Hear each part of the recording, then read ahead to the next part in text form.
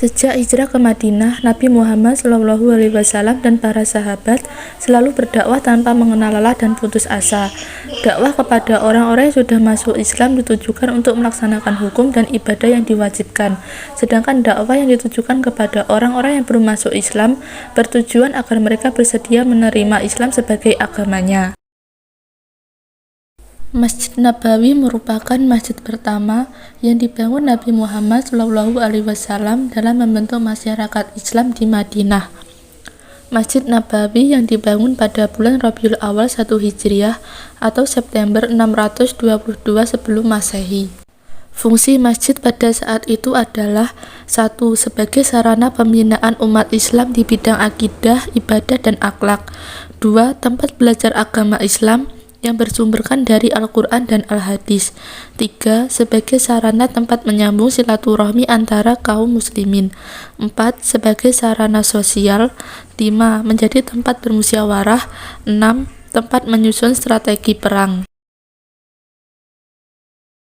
Untuk membangun perekonomian rakyat sekaligus sebagai sarana dalam menyebarkan ajaran Islam, Nabi Muhammad SAW dan para sahabat mendirikan pasar yang lokasinya tidak jauh dari Masjid Nabawi.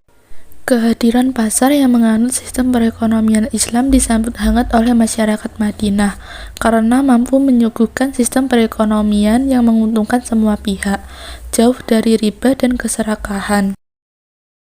Nabi Muhammad SAW dalam hijrahnya ke Madinah juga mempersaudarakan kaum Muhajirin dan kaum Ansor. Kaum Muhajirin adalah orang-orang Islam dari kota Mekkah yang juga ikut berhijrah ke Madinah bersama dengan Nabi Muhammad SAW.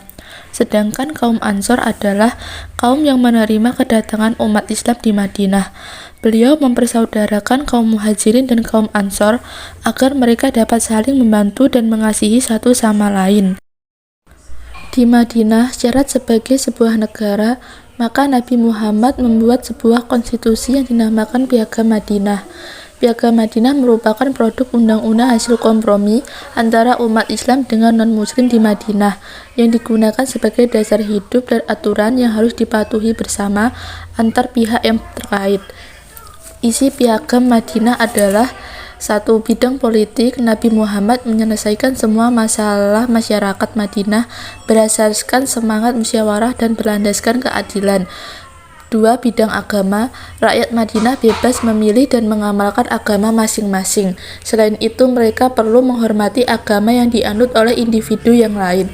3. Bidang sosial, setiap individu mempunyai tanggung jawab yang sama terhadap negara Madinah. 4. Bidang perundang-undangan, undang-undang Islam dilaksanakan secara menyeluruh, menjadikan cara hidup lebih tersusun dan diterima ramai. 5. Bidang ekonomi, semua rakyat diberikan peluang untuk menjalankan perniagaan, amalan riba dan penipuan dilarang sama sekali dalam ekonomi Islam. 6. Bidang pertahanan, setiap rakyat mempunyai tanggung jawab untuk mempertahankan Madinah dan ancaman dari musuh luar.